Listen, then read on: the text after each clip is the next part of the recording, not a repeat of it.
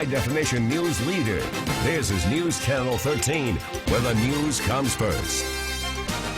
Heavy rain is beginning to push into northern portions of Colorado Springs. I'll show you how much rain we could end up with tonight, coming up with your Storm Tracker 13 forecast next.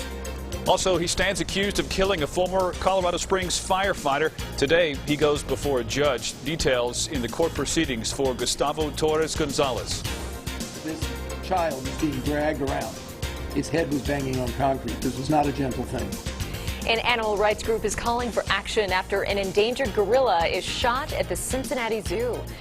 Good afternoon, and thanks for joining us. For KRDO News Channel 13 at 4, I'm Heather Skold. And I'm Bart Bedsole. We are following breaking news at the top of the hour. Emergency crews are working a serious wreck near I-25 and Bijou. It's actually on the bridge. And we do have a live look at that area. Colorado Springs police say the crash is blocking the lanes of westbound Bijou.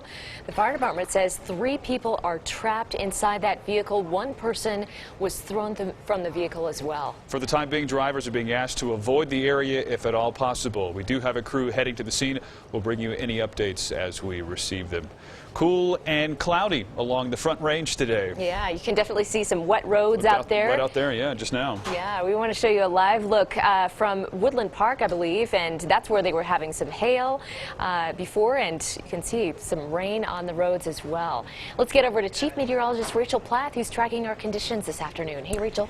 Yeah, of course, when we get heavy rain around southern Colorado, one of the areas that we really like to focus in on is the Waldo Canyon burn scar. Here is a live look from inside the scar. You can see a bit of running water as we have had some heavy rain that moved overhead. Thankfully, no flooding as of right now, and Highway 24 still is open. Taking a look at your Storm Tracker 13 live HD Doppler radar, we are tracking the heaviest rain now moving just to the east of the burn scar itself, really focusing over the Air Force Academy. The storm is traveling off toward the south and east between 15 and 20 miles per hour.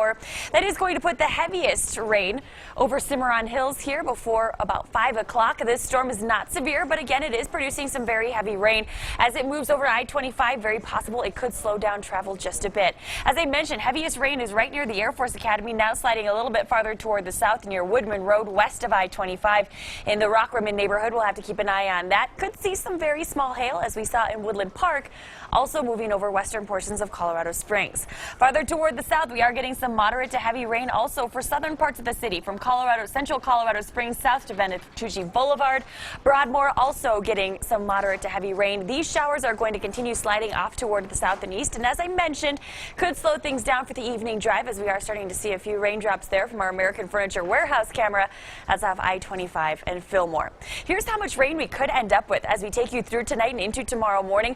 Fairly impressive. Could end up with more than a half an inch of water around Colorado Springs, with models suggesting we could see upwards of an inch of rainfall tonight for the eastern plains. So it's really out across the plains where we could get some of the heaviest rain and the strongest storms, so we'll have to keep an eye out for that. Your evening forecast shows temperatures falling into the 50s and 60s by 7 o'clock, with 50s still through 10 o'clock. I do expect rain to last well into tonight, with a bit of patchy fog and drizzle by tomorrow morning. Stick around. I will be tracking everything you need to know to get you through this storm using Skycast. That's coming up here in just a little bit. Bart and Heather, back to you. Rachel, thanks. New at 4. We now know the name of the woman found dead inside her northeast Colorado Springs home. The coroner has identified the woman as 28-year-old Janice Nam. Colorado Springs police have issued an arrest warrant for this man, Glenn Galloway, on first-degree murder after Nam's body was found last night inside a home in the 6000 block of Miramont Street. That's off Powers and Dublin on the city's northeast side. Investigators say even before last night, Galloway had several active warrants, and he may be trying to flee the state or even the country. At least one of the warrants is related to domestic violence involving the same woman who was found dead. Neighbors tell us they believe the couple had problems for at least a year. Police are asking for help finding Galloway, but if you see him, you're asked to call police and not try to stop him yourself. Investigation is in its early stages. We hope to speak with Mr. Galloway as soon as we can. If anyone has any information about Mr. Galloway's whereabouts or sees Mr. Galloway, they're asked to call 911 and consider him armed and dangerous. The coroner says Nam died from a gunshot wound. This is the 6th homicide this year for Colorado Springs. We have new information on the man accused of killing a former Colorado Springs firefighter. Gustavo Torres Gonzalez made his first appearance in court this morning. Torres Gonzalez is facing first-degree murder charges. He's accused of shooting and killing former Colorado Springs firefighter Daryl Ritz inside a home on Judge Orr Road in the Falcon area. In court today, the district attorney said this is a very active investigation and they need more time before charges can be filed. Defense attorneys argued charges should have been filed by now. A judge granted an additional week. The next hearing is scheduled for Tuesday.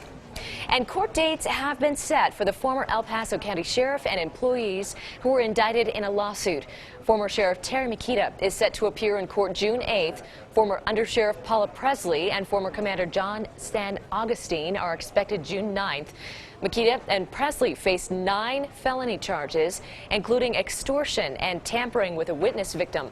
All 3 of them face second-degree kidnapping and false imprisonment charges. 2 Colorado Springs police officers are recovering after a suspect bit them. The officers were arresting Ayana Barreto last night after a disturbance on Charleston Drive in the southeast part of town.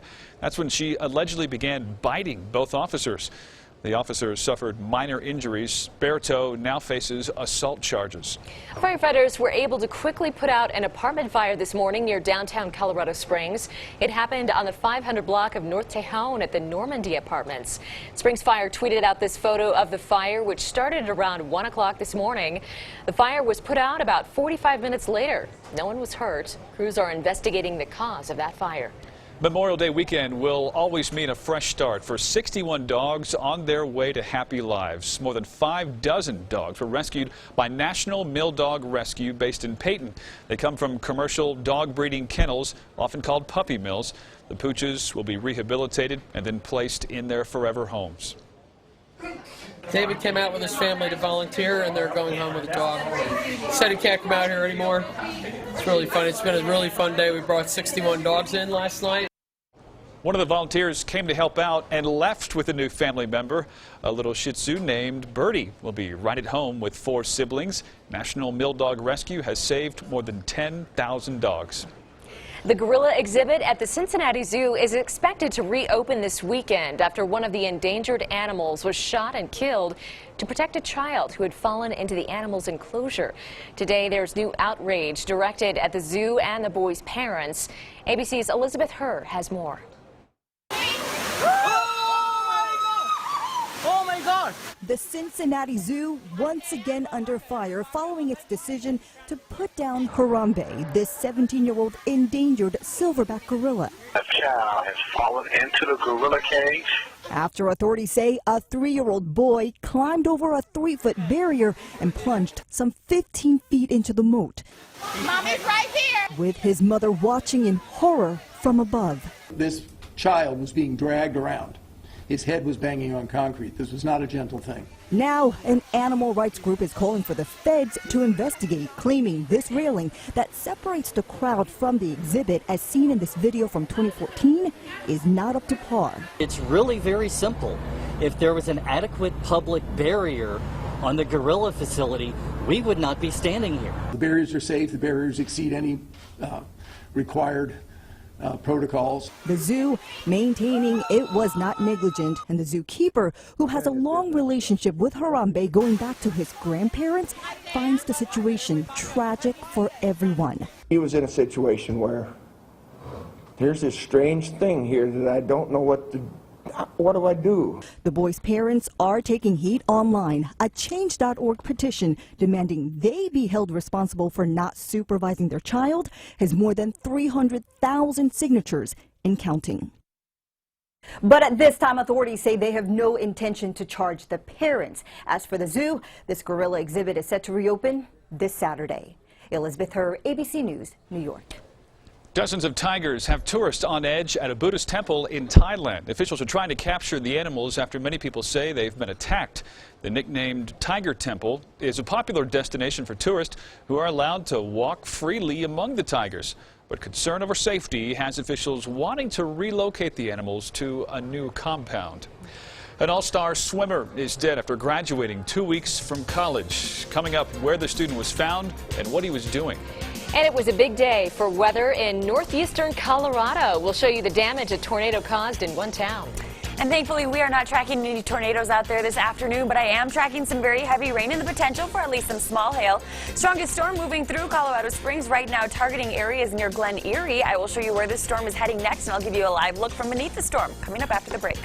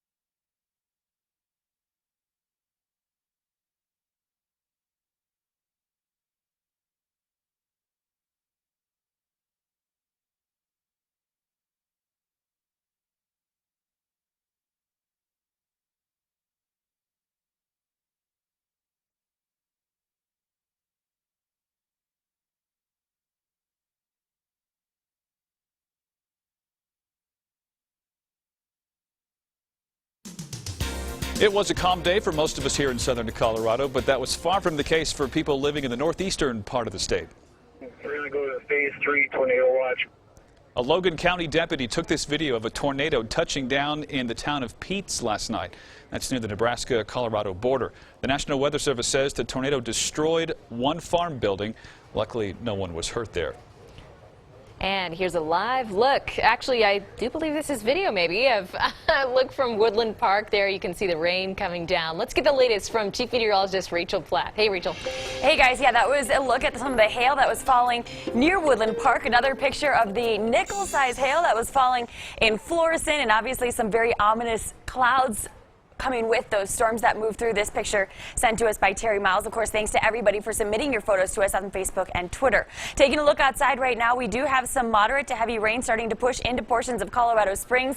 It's looking pretty wet on I-25 near Garden of the Gods, our underwater connections camera. Storm Tracker 13 live HD Doppler radar is continuing to show quite a few storms starting to build here as we take you through your Tuesday afternoon. Heaviest rain right now focused around Glen Erie, just west of I-25. This storm is traveling off toward the south and east.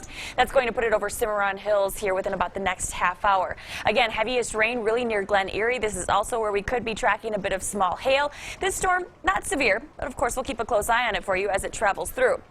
Near the Broadmoor, we also have some rain.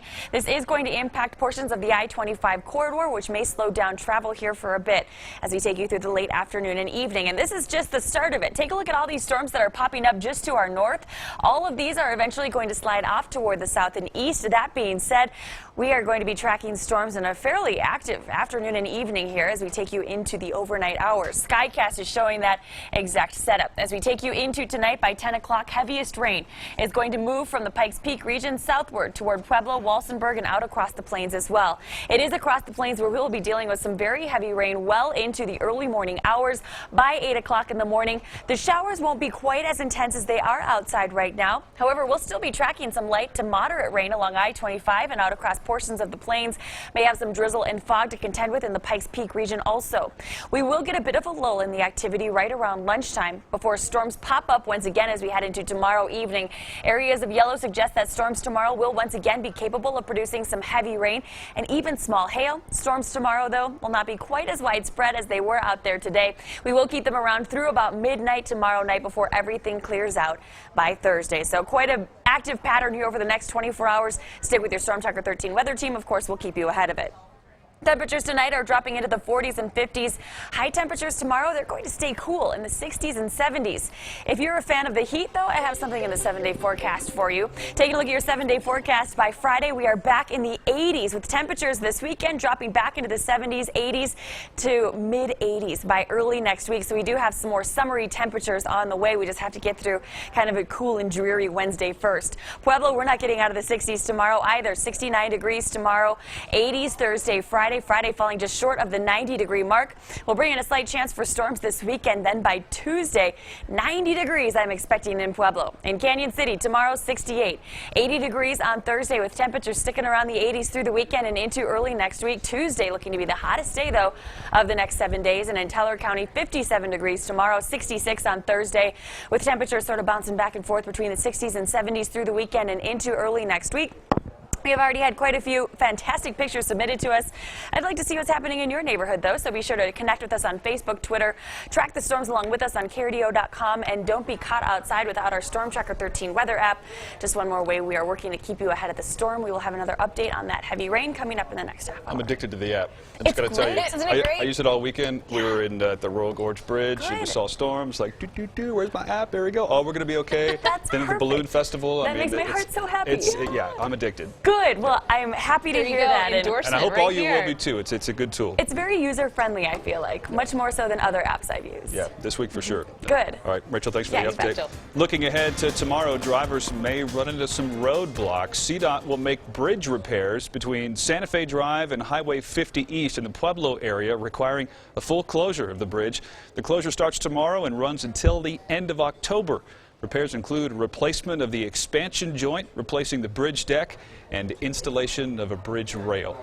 A competitive college swimmer died over the weekend while auditioning to be a lifeguard. Jack Jakubik just graduated from the State University of New York, holding 2 school records in the breaststroke. Authorities say he was participating in a lifeguard fitness test off the coast of Cape Cod Saturday when he went missing. Divers found Jakubik less than an hour later offshore. He was transported to the Cape Cod Hospital where he was pronounced dead. Well, it was certainly the ride of a lifetime, and a story you will see only here. We'll show you my opportunity to fly into the wild blue yonder with the Air Force Thunderbirds. You don't want to miss that. Plus, saving for college can be difficult. Find out how much debt today's students face coming up.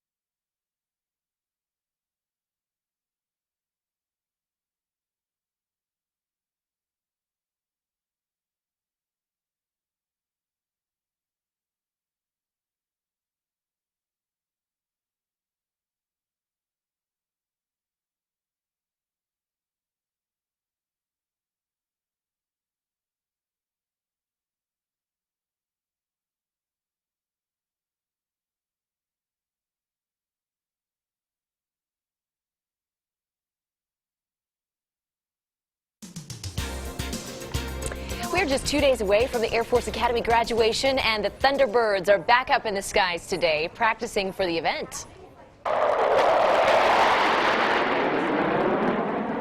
Beautiful. If you heard the rumbling in the skies this afternoon, it's because the Thunderbirds were practicing from 11 to noon. The graduation is Thursday, starting at 9:30 in the morning. President Obama will be the keynote speaker. And here are a few recent graduates across southern Colorado. Leanne Sanchez just graduated over the weekend from Sand Creek High School. Congratulations. As did Gianna Wright and Shanice Moore. They graduated from Sierra High School. Congratulations to all of our grads in the area. You can send us your pictures of your proud graduate. You can post them on our Facebook page or send them in to us at krdo.com. Meanwhile, a high school senior in Boston found a special way to celebrate his graduating class. Nick Martarzo created a portrait of every single one of them. This took him more than 4 months and 400 hours to make that special gift. Last week, he showed up to school still covered in charcoal to present them to his classmates. He says it was just a way for him to celebrate the big milestone. I just did this as a way to give a present to the rest of the class. Yeah, I'm speechless. It's just amazing. Some students say the artwork is bridging the gap between students that are often separated through cliques. And for all the graduates entering college life, you might be surprised at just how much debt college students face nowadays. According to the Institute for College Access and Success, the class of 2014 graduated with an average of nearly $29,000 of debt. That news has many parents wondering how they can help. Experts say it's never too early to start saving for college, but you also need to worry about your needs as well. They say put away 20% of your earned income. That's a lot, but you can do it. Earmark 10% for retirement, and the rest can go towards buying a home, your children, and even college. Coming up, 2 motorcyclists are lucky to be alive after a road incident in Florida. We'll hear from a bystander who captured it all on camera. Plus, a day on the water for the holiday weekend turned dangerous. Find out what may have malfunctioned and knocked a woman off a boat.